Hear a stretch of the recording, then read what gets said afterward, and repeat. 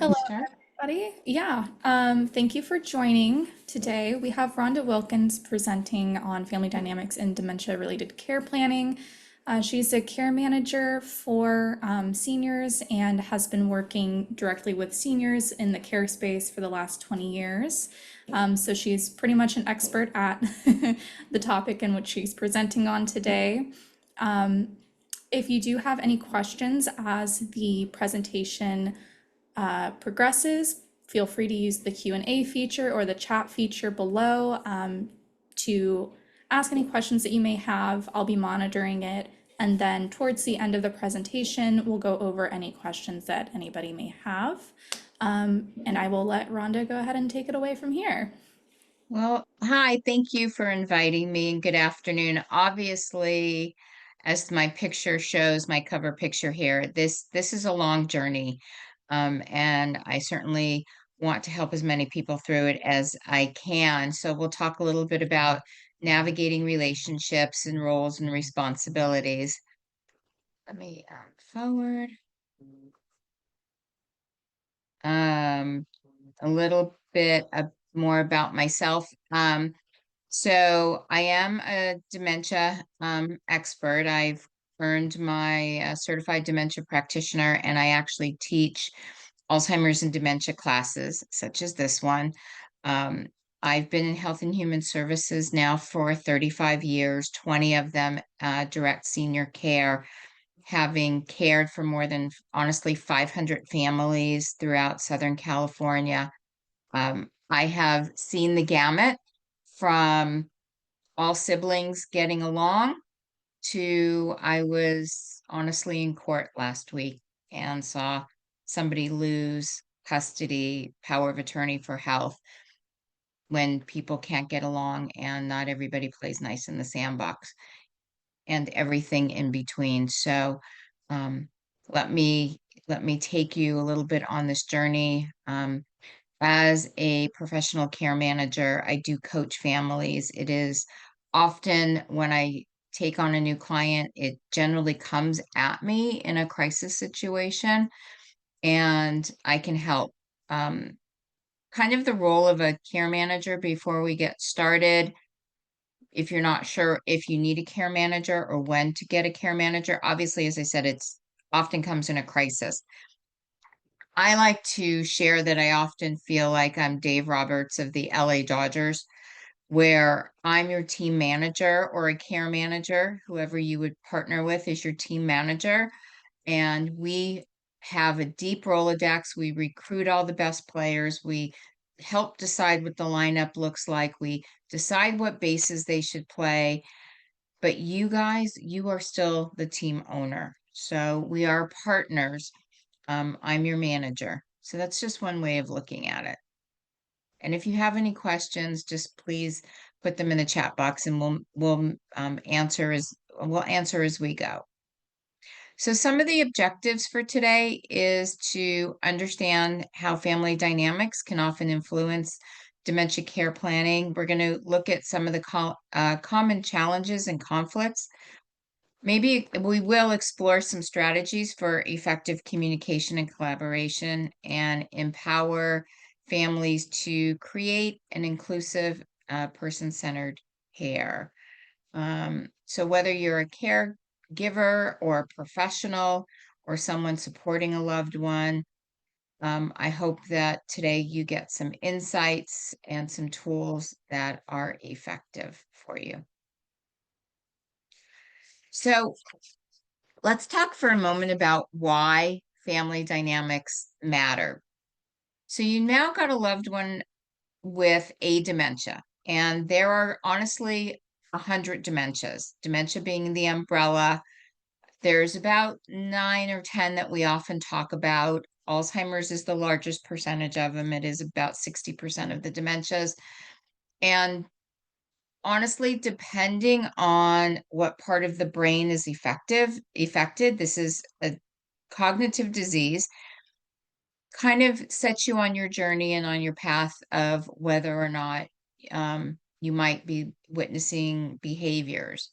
I like to give a little visual. So those of us on the webinar today without cognitive disease have a healthy brain that weighs about 3 pounds. At the death of our loved ones with dementia or Alzheimer's, those brains weigh about 1 pound. And I use that visual because I want you to understand it's about brain shrinkage. And our loved ones can't always control what they might say or what they might do. And we have to recognize it's a brain disease. When it comes to decision making and care decisions, you and I can get from point A to Z in a straight line, right? I can go through B, C, D, and E and get to the end of the alphabet. Our loved ones with dementia, because of the brain shrinkage and parts of the brain that are honestly dying, kind of all goes like this. So please don't expect your loved one to understand things in the same way that you and I do. It just will make a difference, right? And when somebody with dementia is diagnosed, it doesn't just affect them, it affects the entire family. And it often it affects the system, and you'll see roles shift. Somebody's going to take the lead, emotions run high, decisions become more complex. And understanding these dynamics helps us to anticipate challenges and build really a more inclusive, person-centered care plan. You know, examples of, I'm just going to put it out there because I believe this so much, that difficult conversations that you might be having with other members of your family, siblings, perhaps there's a second spouse, should not be happening in front of this person with dementia. I have often said, and I was an administrator for 20 years, in front of a loved one with dementia, the conversations really need to be about blue skies, rainbows, and sunflowers. And I truly mean that. It's not fair to have very complicated conversations, especially when the dynamics are great and perhaps lawyers are involved. It's just not fair to your loved one to do that. They don't understand. Um, I have one case where in court, very challenging. The person with dementia is living at home. Legal mail is coming to them. The life partner believes that since the mail from the attorneys is addressed to this loved one, they're giving them their mail, opening the mail, allowing them to read it. But based on his MMSE scores, I can tell you that he is scoring less than a 10 on an MMSE I gave him. So he can't comprehend this, but he can read a word here and there. And he's asking his loved ones questions, and she's answering them, she thinks honestly is the best way to go.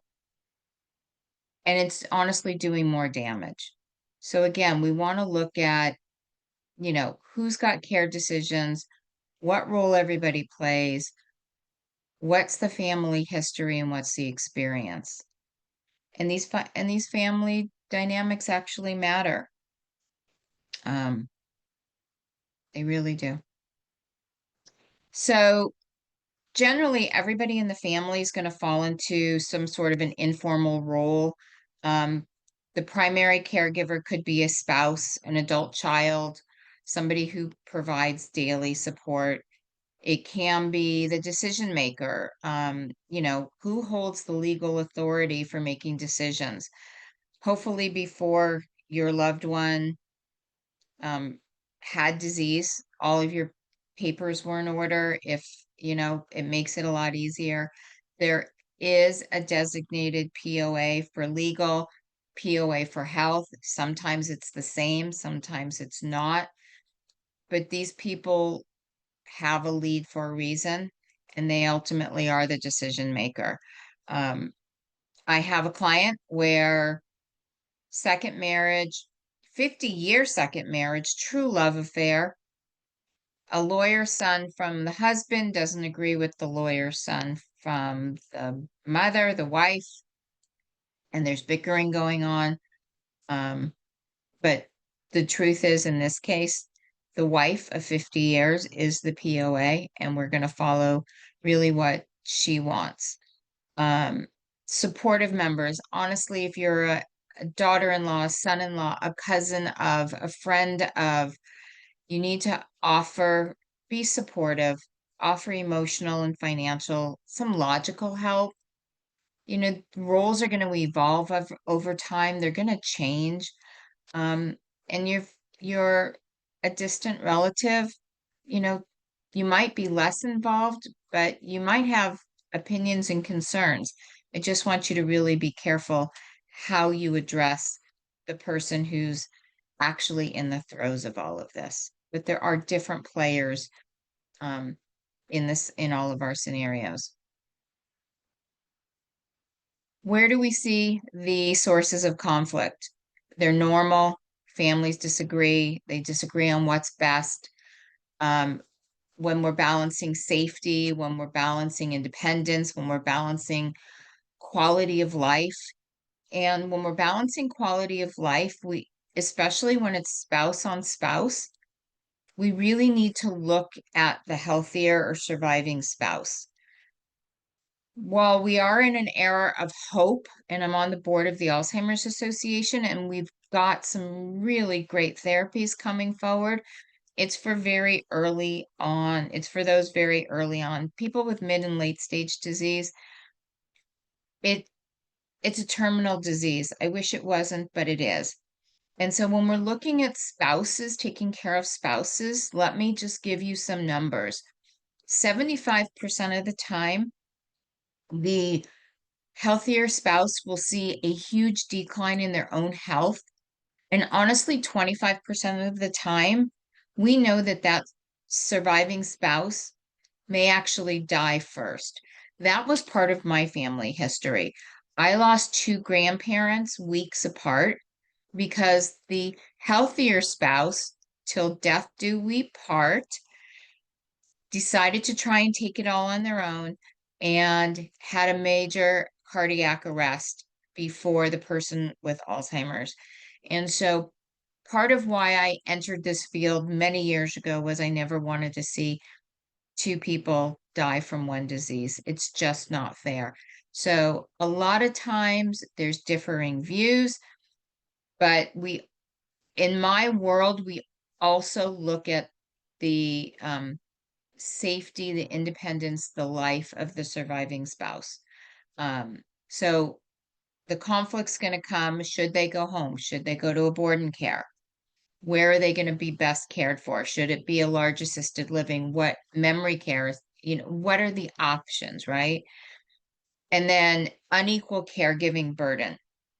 When we have to look at that. When my mother had Alzheimer's, um, being in the field, number one, I had more education, but I also had more flexibility with my job to go running after my parents. They were 150 miles away. My brother is a teacher and in the classroom, and a lot harder for him to leave as often as I could. If I had my computer, I could pretty much go anywhere.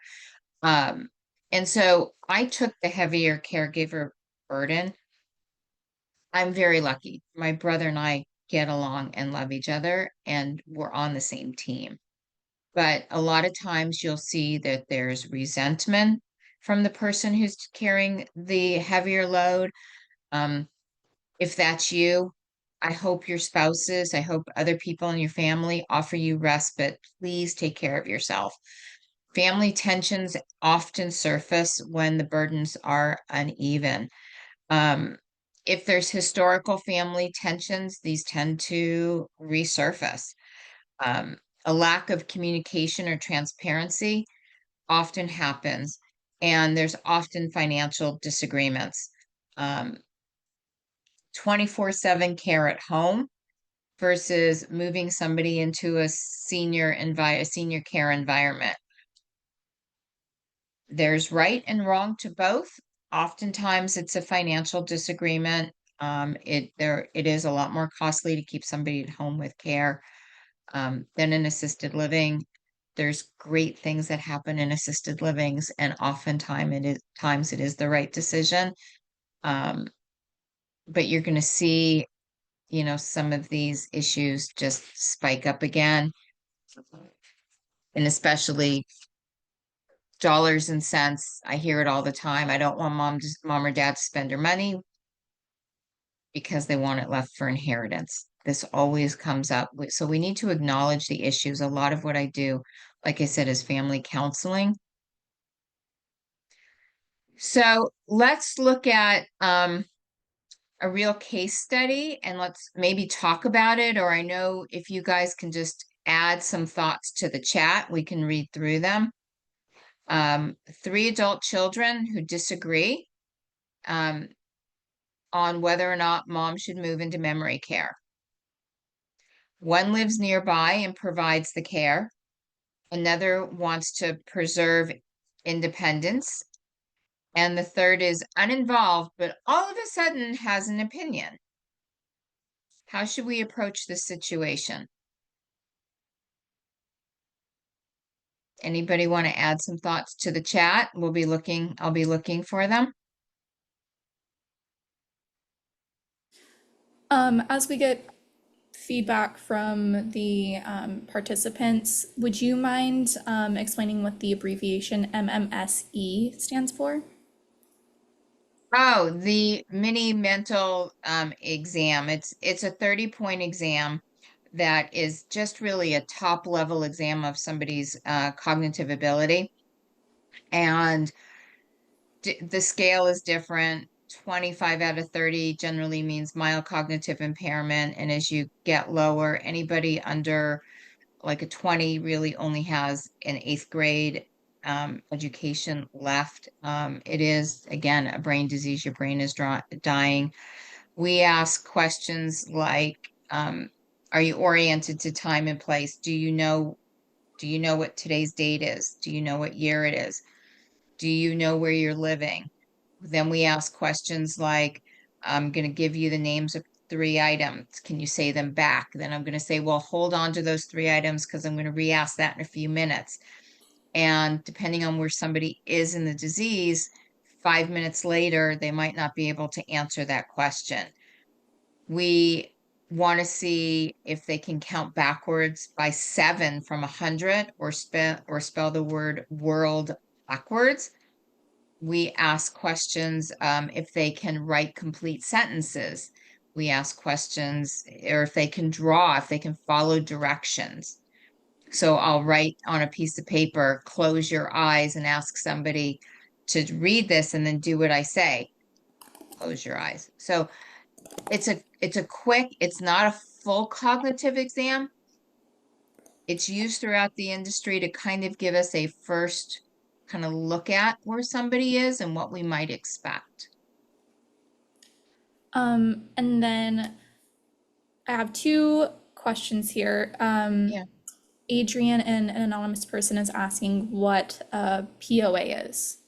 Ah, your power of authority. So that is the legal person. There's a DPOA, a durable power of attorney, which generally means you've got power of attorney of the person and their finances.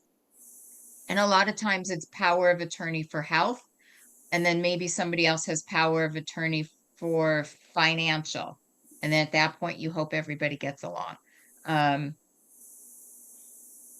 a quick story for my family. When my mother started to show signs of our earlier onset in my family, we get Alzheimer's, we get behaviors, gets a bit rocky. It did get a bit rocky. My parents are no longer with us. I looked at my dad one day and I said, you don't really want mom making your medical decisions anymore, do you? And she was the one with disease. So we actually sat down, and my father had other comorbidities. He'd already had a couple of quadruple bypasses. And my brother and I intervened, and we said, you know what, Dad? We don't want you actually either to have to make mom's decisions. And so on that day, my father actually let me be power of attorney. for my mom, which I believe truthfully saved his life. He did outlive my mom's Alzheimer's, and he learned really quickly if something went wrong, he'd say, talk to her, and I'd run around with my mom's POA documents on my phone. So, um, but generally it's the spouse, and you do that. So, let's see. We've got some questions. Let me, for someone, the person who wants independence, they are providing physical or monetary. Are they providing? Did they research what care looks like? I don't know, but Dr. Google, and I mean that as sarcastically as I said it, is not always your best friend. Dementia is not a solo sport. You do need people to help you. I actually also heard Lisa at a seminar once say that the the best people are, how did you put it, are not always biological. It'll come back to me exactly how she said it. Um, you need outside professionals, you need people to help you through this, but um, you know, Dr. Google can tell you everything. Not always correct, but always ask an expert. So the three children, the one that lives nearby and provides the care, one wants to preserve independence. Maybe they think that moving mom out of their home is or is not the right thing. I will often go in and do a safety check. Are there grab bars? Are the carpets moved? Um, how can they get around the house? Are there steps? Yes, we want people to have independence, but you can also have independence in a senior living community. So again, everybody is different. Everybody's story is different, and we have to look at everything like an individual. Look at everybody as an individual. And I love the ones that live out of town and all of a sudden they haven't seen a loved one in a lot of years, or they show up once every 6 months, but now they actually have an opinion. Well, if you're only going to show up honestly once every 6 months, you're going to see a huge difference in somebody, not only cognitively, but physically, in what their abilities look like. And, um, you know, you're vocal, but how do you approach the situation? Let's see. Do we have anybody? Um, Everyone should be able to chat. Okay. Um, I'm not seeing the chats.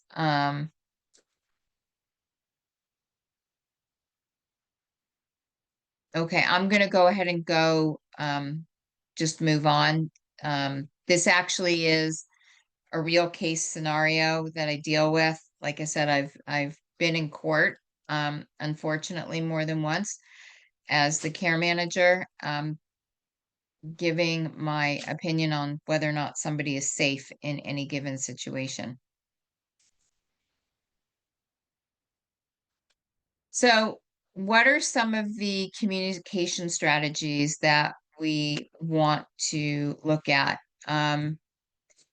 Effective communication is cornerstone to caregiving. We want to use person-centered language. We want to use language that honors the individual's dignity. I have a pet peeve, guys. What's the difference between a 2-year-old and an 82-year-old? 80 years. An 82-year-old doesn't wear diapers. An 82-year-old might be wearing an adult brief, but we need to use words that imply dignity and respect. Adults don't wear bibs, they wear clothing protectors. I have a whole list of them. They're not feeders. Feeders are those little fish at the bottom of your fish tank. These are people who need our assistance and our love. And so we want to use person-centered language that honors them and honors their dignity. And I remember once with my grandfather, because of the cognitive disease, he didn't recognize the word grandpa any longer.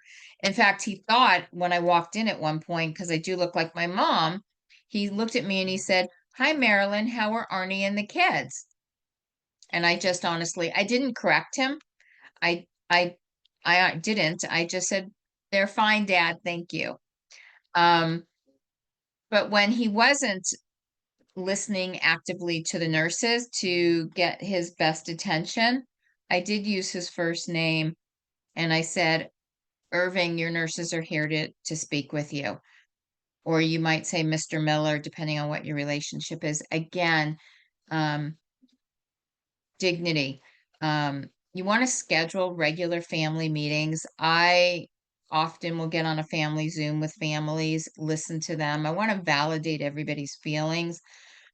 We want to clarify roles, and sometimes you bring in a third party. I'm that third party.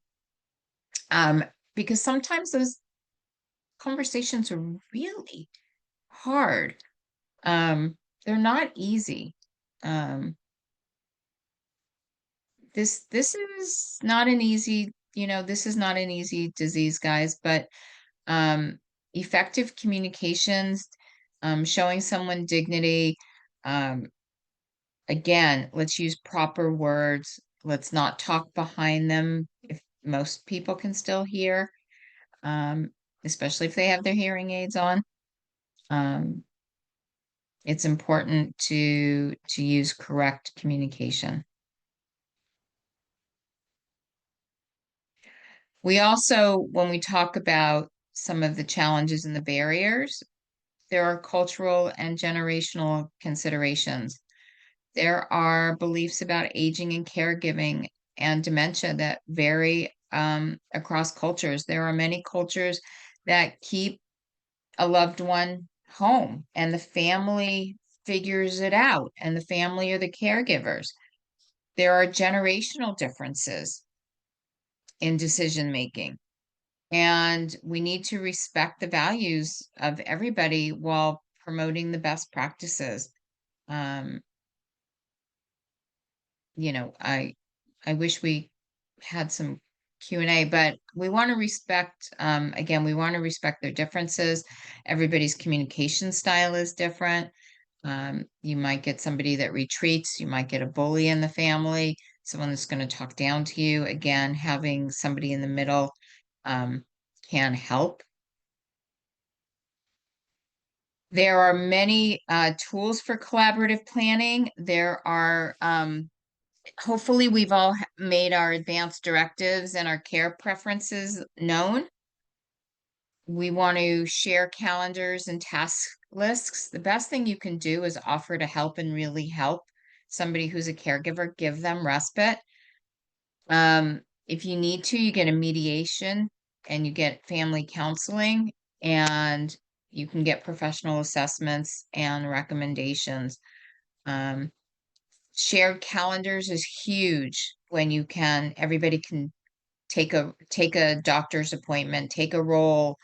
Um, if you're the adult person that doesn't live in town and you come to town, please take some of the duties off of the person that's living there and taking the bulk of the responsibility. Give them some respite, give them a break. Emotions are often running high. Um, Professional assessments are valuable because we can often tell you where somebody is in the disease and what's happening.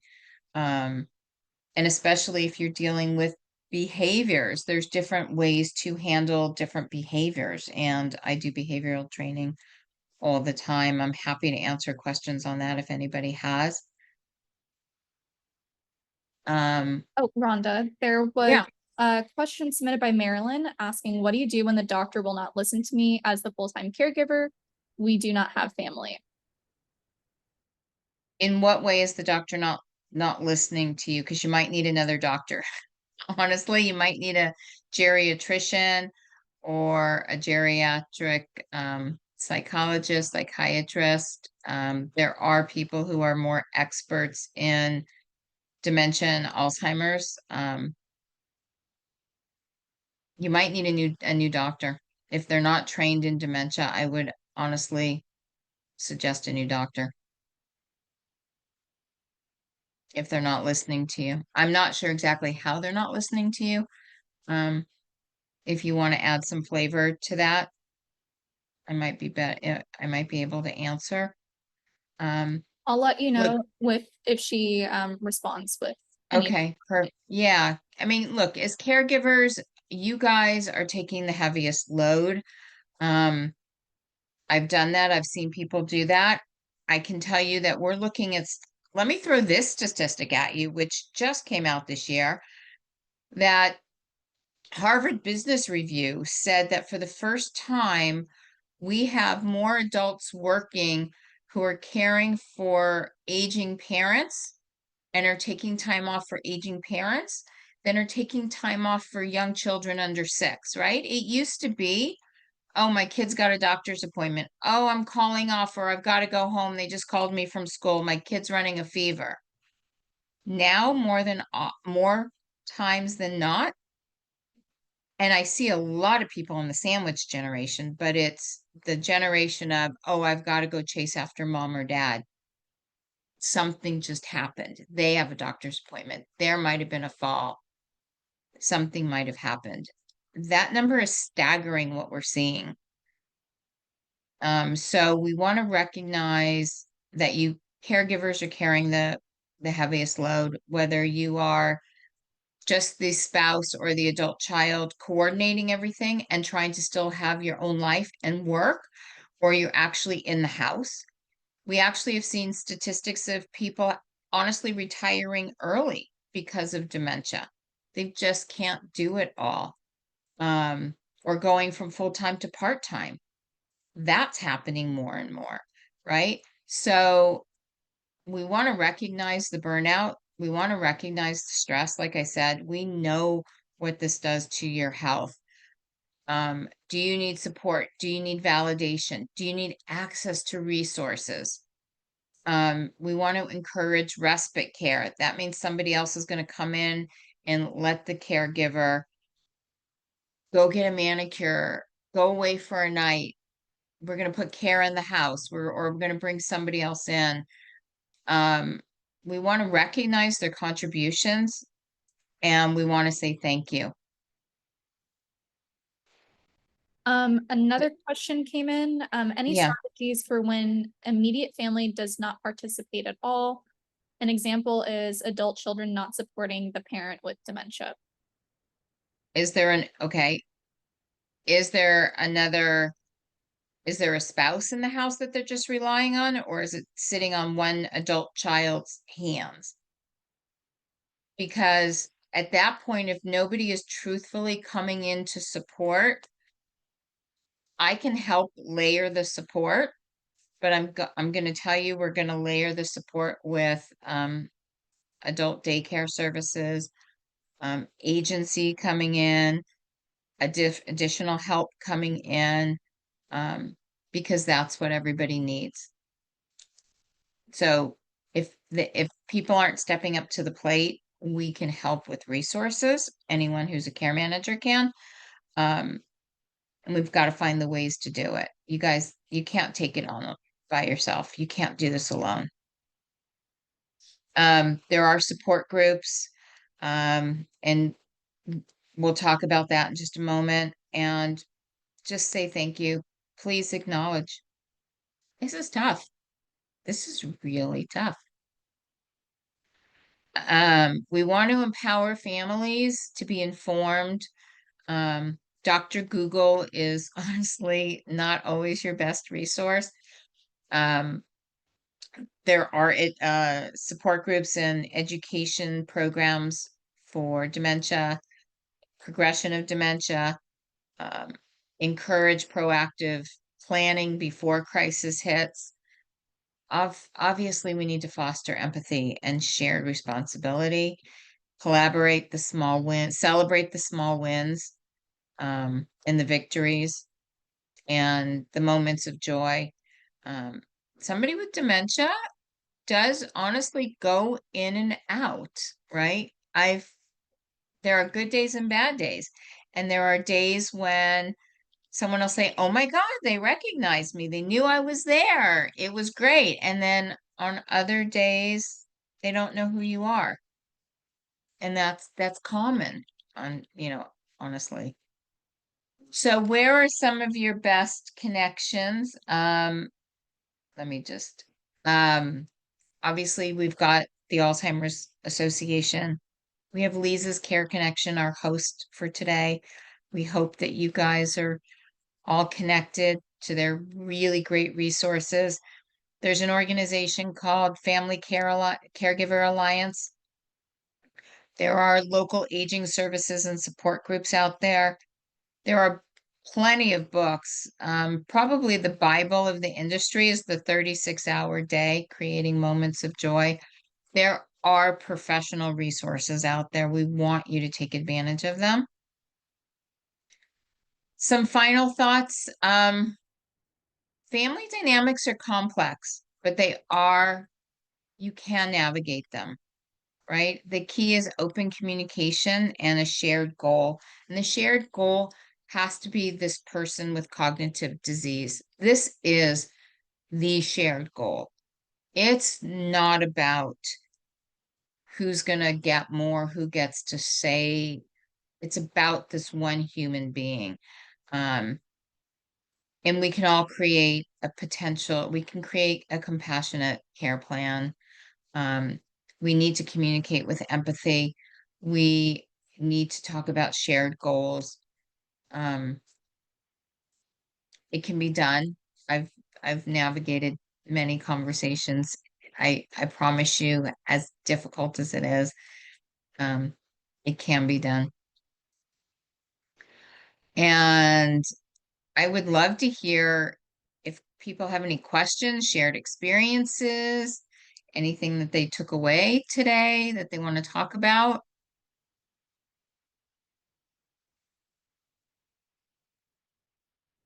Give them a minute to send in chats or questions to use Yeah. the Q&A function.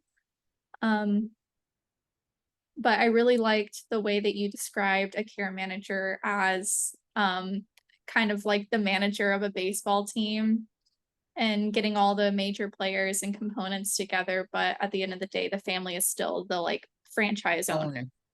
Absolutely. It is true. It is true, but yeah. I do feel that way. I need to get a Dave Roberts bobblehead for my desk, for my bobblehead collection. The Yeah. other day I heard another colleague say she described care managers as the quarterback of the team. That So one's also again, I mean, so right, care managers, our resources are really large. We tend to be experts in financial and housing and crisis management and some of the medical stuff, and where to go and caregiving resources. Um, I hope you guys all know that you shouldn't just have caregivers at home, that you're not following HR law for. There are way too many people being sued for, um, your neighbor's friend, sister's cousin once removed, but you're not covering them for workers' comp or for taxes. Please do so, or use a reputable agency, because in the long run, it will save you. Okay, we have two questions now. Adrian Yeah. asked, how is a care manager different from social workers assigned to patients? Kind of the same. Care managers are generally independent. Social workers generally work in facilities. They're case managers. Um, I work really closely with case managers as somebody is exiting a skilled nursing or a hospital environment when they ask for a discharge. There are a lot of care managers who are social workers by education. Um, a lot of, there are care managers who are nurses. I come at it from being a dementia specialist and having been an administrator for 20 years. So for me, it's just a different way of looking at it. And being an instructor for RCFEs, um, I'm often called if there's a family challenge within a care home, because I can either help redirect my clients on expectations in an assisted living community, or I can talk to an executive director and go at them director to director, because I know the rules. I know if they're right or if they're wrong, and I can help correct that.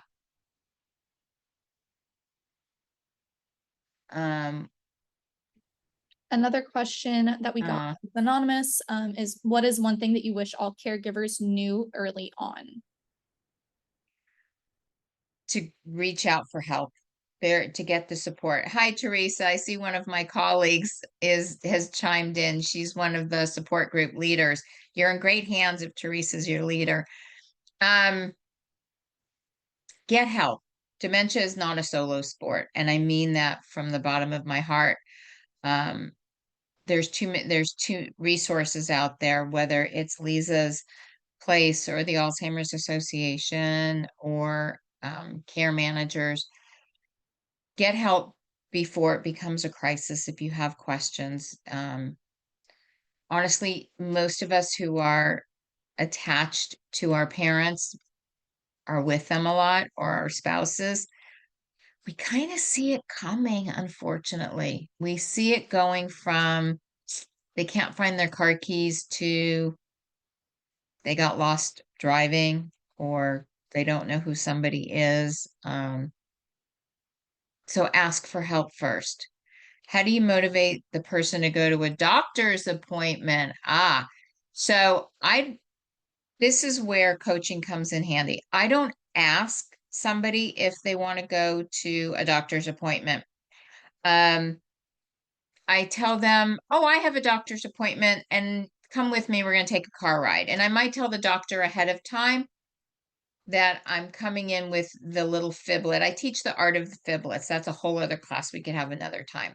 And that's that loving lie or things you say because it's better for them, because sometimes the God honest truth is not the right answer. Um, and so when we try and redirect, we don't want to always give somebody just a flat yes or no. So if you need to get them to a doctor and it's of the essence and it's important, um, you might want to say, "Oh, I've got to get to Dr. Jones, and I want you to come with me. We'll go get lunch afterwards." And then just take them along and prep the doctor ahead of time. Someone asked, how can you deal with a difficult sibling? There wasn't additional context provided, so I guess just kind of, oh, it says if they aren't on the same page as you or won't do their share of care. Get a professional involved to sit down with the two of you, or the one who is been assigned as the power of attorney is actually the one that gets to make the decisions. And unfortunately, sometimes you want everybody on the same page, but sometimes if mom assigned you as power of attorney, you get to flex that muscle. And there was a reason that mom made you power of attorney. But it's always best, again, that's the whole reason for this discussion. It's always best to get everybody on the same page and talk through what are they feeling, why are they feeling differently, what's the issue, and then get a professional, even just for an hour or so, to sit with you guys and hear both sides and explain what the options are. Um, and please remember, the person with cognitive disease is not comprehending and don't have the fights in front of them. They don't unfortunately, they don't understand it. It is brain shrinkage. Um, and we need to just make the best decisions for them for the time that we have them. Um, and they're hard decisions. And a lot of times the decisions come with financial tags to them. Because when you take somebody from a house of family caregivers and you move them into an assisted living, you've now, there's additional costs. So, oh, someone's at the beginning of dementia, caring for her husband. Oh gosh, I'm so sorry. Oh, lower limb amputee. Oh gosh. I am very oh God. You're in my heart. I'm so sorry you're going through this. For the love of God, please get yourself some respite. Let's see what we can do. The guide program, if you are on Medicare, can get you $2,500 in respite care a year. I believe through Lisa's place, there are probably some experts who can talk you through that. If not, I certainly know people who can. But the guide model is there to help people. Get yourself some respite. There was another question by Hope, asking what is a good interval for family meetings in general? Good interval. Do you mean a good intervention? Whether it can be in person or on Zoom, I'm not quite sure I'm understanding. I want to answer the question. I think the question is more so about like how often or the Oh, frequency. sure, sure. So, like I said, I often get the phone call in crisis mode, and sometimes I'm actively involved with a family as our other care managers for um a month or two. We get them settled, we solve whatever the challenges are, and then it tapers off less and less. It's just sort of a check-in. Other times it I have one family, I'm on a fam sibling call, once every 2 weeks for an hour, and it's just a family Zoom. Everybody is different, so it's as needed. And I know that's not exactly the answer you want, but everybody, it's different. It's as needed.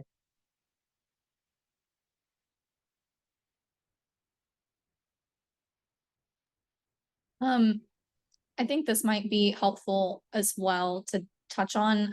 Let's say there's a situation where siblings are differing on what to do with their parent, and one of them doesn't have POA or power of medical uh, Mhm. attorney. Um, they're on different pages and they're bickering a lot and can't seem to settle on like POA, all of that stuff, and then also the type of care that the parent gets. What would be the process as to walk them through and get them on the same page in that regard? So I have a family like that right now, where my client is in a skilled nursing, and one child, because he says he's in late stage, but he says, I want to go home, I want to go home. So one one son is pushing for, we're going to take him home. We're going to put 24/7 care. Mom's not going to have to lift a hand. She doesn't have anything to worry about. We're going to take him home because he says he wants to go home. The wife, who's the POA, doesn't want him to go home. She thinks he's better served in a care facility, in a boarding care in this case. And the other son agrees with mom, who's the power of attorney. So I'm getting involved in that case because, first of all, I asked my client when I went to visit, oh, you want to go home? And by the way, everybody says that they want to go home. So I said, tell me about home. Where do you live? Can't tell me where they live. What color is your home? I don't know. I don't care. So that happens a lot too. And you have to consider the source, consider who's answering the question, right? I asked this of my mom. She used to say, I want to go home. My parents had retired into Palm Springs, Palm Desert. We were there for 25 years. When my mother said, I want to go home, and I'd say, Mommy, I don't remember. What color is the house? Can you I don't remember again. And I would just play it out. She would go, blue. The house is blue. Well, the blue house was the house she raised me in as a child, my brother and I. So the the home that she'd lived in for the last 25 years was not home, and yet I couldn't take her back home. The home I grew up with had been sold. So again, we need to dig a little more. We need to consider the source with what they're saying and ask questions. And in the case of my client that I was sharing before, and in this particular case, um, the wife's health is in jeopardy. Like, so one child says, well, dad wants to go home. I think he should go home with care. Not as concerned about the wife's physical limitations, not concerned with the house isn't exactly safe. He'd be safer in a boarding care. We can decorate a room with pictures, and all the boarding cares and assisted livings let you hang everything on the wall and make it look homey. And he's going to be loved on and he's going to be cared for. And I'm going to need one child to come around and realize just because dad says he wants to go home, we're not going to be able to go home. And honestly, in that case, it may even come down to just the one who's got power of attorney saying um, that's not what we're doing. So sometimes we do go home, and sometimes home isn't exactly the right place for a lot of other reasons.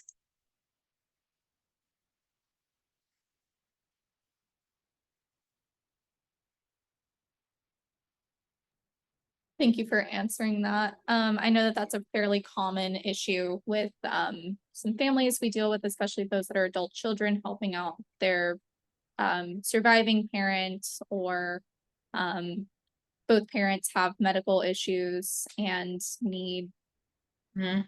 different types of care at the same time.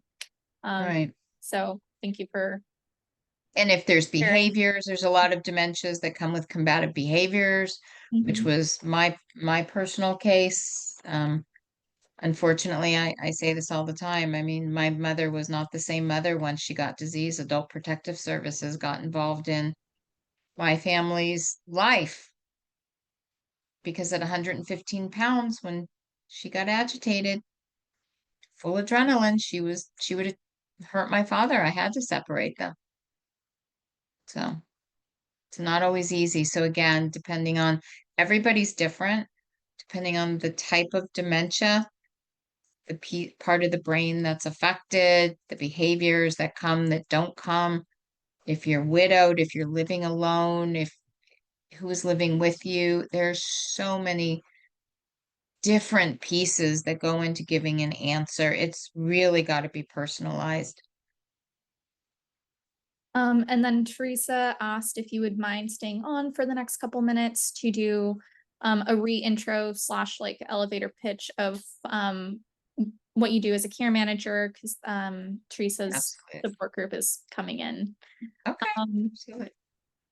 if there are no other questions from the attendees for this seminar, um, I will say thank you for joining. Little promo about what Lisa's Care is doing is we do have our senior prom coming up on September 18th. You can buy a ticket for yourself, for a loved one, for a caregiver that you know, who just maybe needs a night out of enjoyment and fun.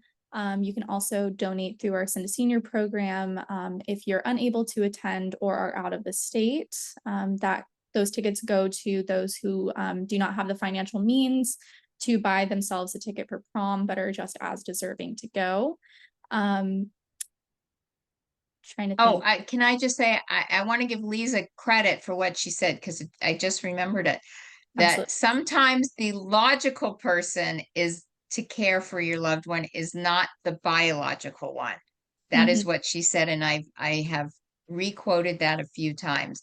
So I just want everyone to keep that in mind. That's why there are resources out there. Yeah. Like Lisa's Care Connection. Yeah. Yes. We help everybody navigate through wherever they're at in their journey. We do get a lot of calls where individuals or their families are in a moment of crisis and need somebody like Rhonda and her expertise to help guide them through some of these difficult decisions and navigate through these conversations with family. And Rhonda's definitely one of many resources that we can get you connected to if you haven't already reached out to us. Um, Bree put our phone number in the chat, and I can also put it in again.